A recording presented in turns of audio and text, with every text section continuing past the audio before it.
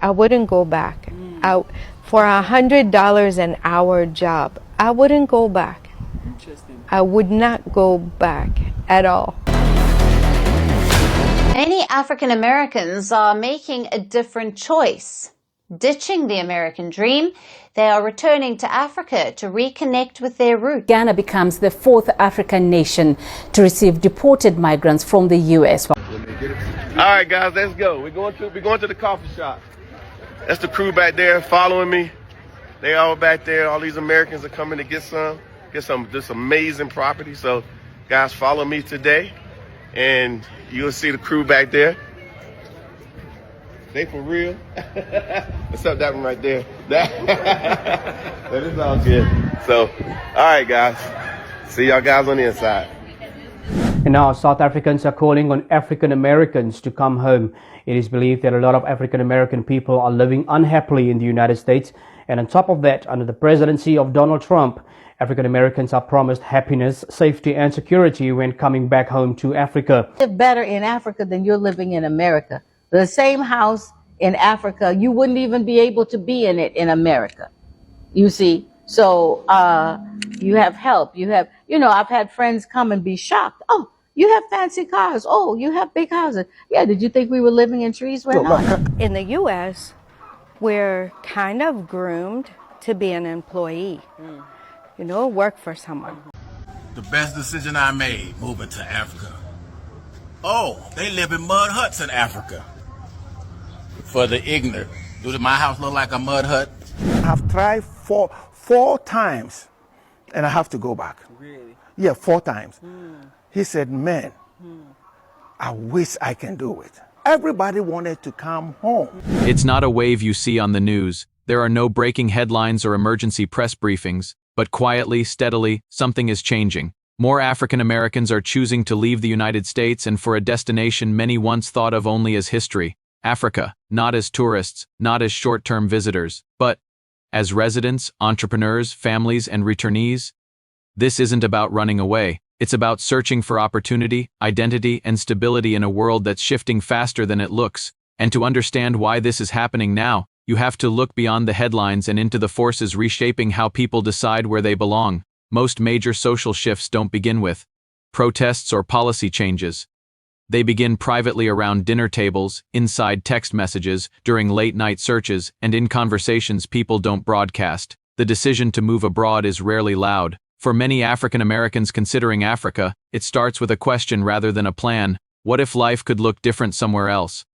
For decades, the idea of relocating outside the United States felt unrealistic or symbolic. International moves were associated with elites, retirees, or temporary assignments. But over the past several years, that perception has quietly changed. Remote work expanded geographic possibilities. Digital businesses untethered income from location.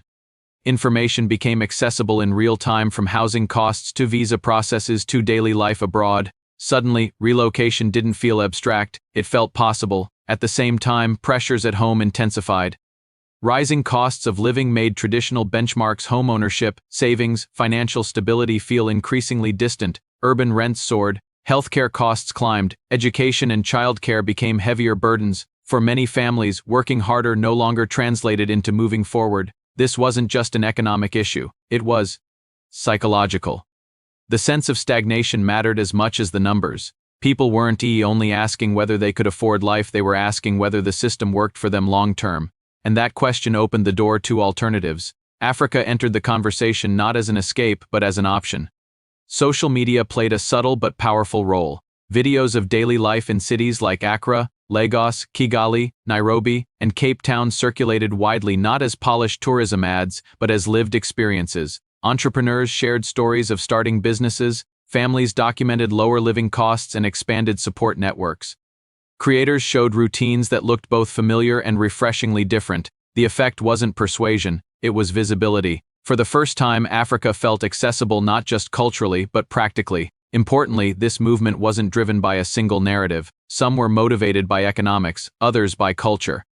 Some by a desire to raise children in a different social environment, others by business opportunities in growing markets. What unified them was choice. Unlike earlier eras marked by forced migration or restricted mobility, this shift reflected agency. People were comparing options across borders and deciding where their effort might be rewarded more fairly. Citizenship policies mattered too.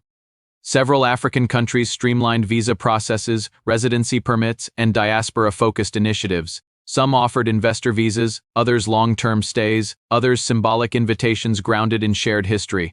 These policies didn't force movement, but they reduced friction. Lower friction changes behavior. Another element was community. As small numbers relocated, they built networks. Those networks shared advice, warned of pitfalls, and normalized the idea of moving. Once a path exists, even an imperfect one, it becomes easier for others to imagine following it. This is how quiet shifts grow, not through mass announcements, but through accumulated examples. It's also important to note what this trend is not. It's not a rejection of the United States as a whole. It's not a uniform experience or a single ideology, and it's not representative of all African Americans. Most people stay, many thrive where they are, but a meaningful minority is reassessing assumptions that once felt fixed, where opportunity lives, where belonging feels real, where effort leads to stability. Africa, 4. This group represents possibility, not perfection.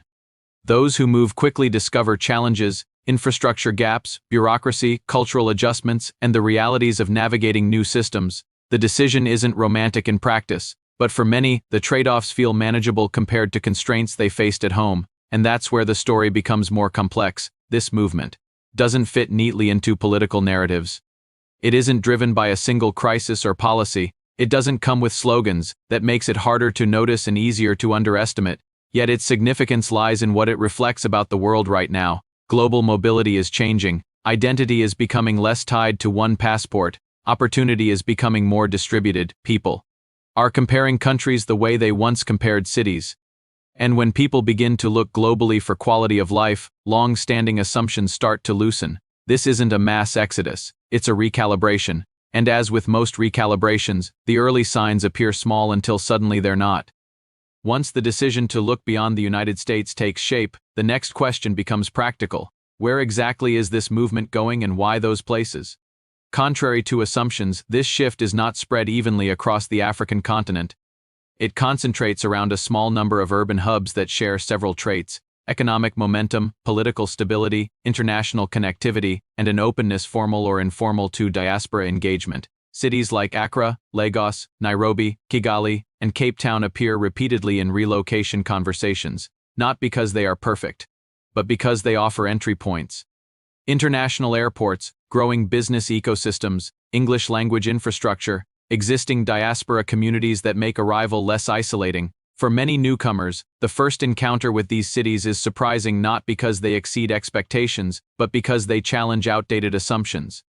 Modern co-working spaces sit alongside informal markets. High-speed mobile payments coexist with traffic bottlenecks. The contrast can feel disorienting, but also dynamic. This mix is part of the appeal. People relocating are rarely looking for a mirror image of the U.S.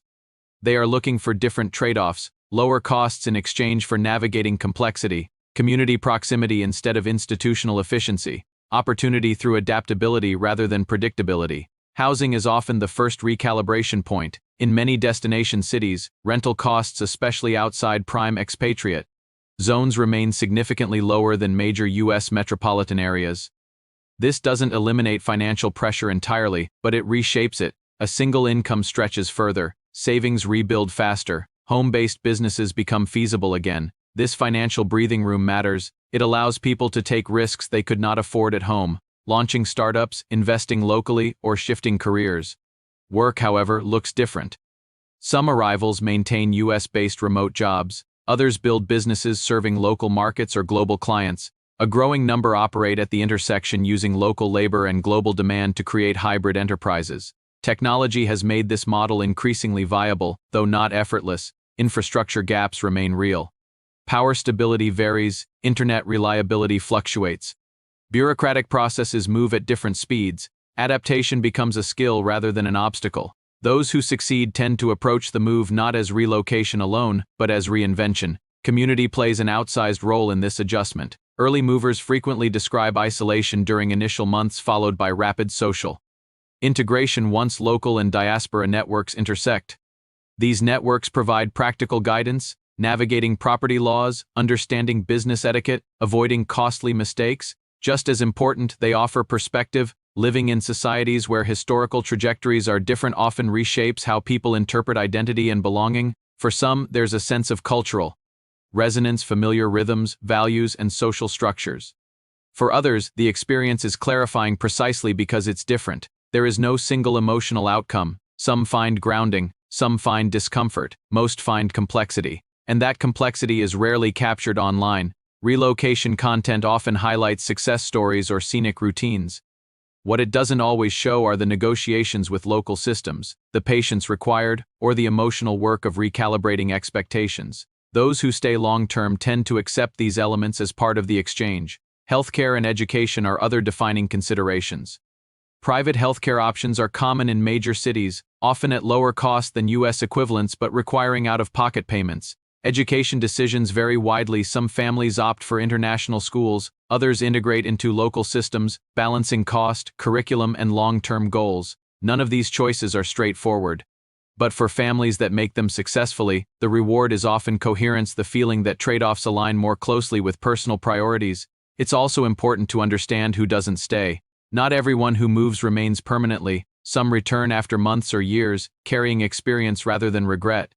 Others maintain dual bases, splitting time between continents. This flexibility is part of what defines the shift. It isn't an exit, it's an expansion of options. The presence of returnees also matters locally. Skills, capital, and global networks influence host communities. This impact is uneven and sometimes contested, raising questions about pricing pressures, cultural influence, and long-term integration.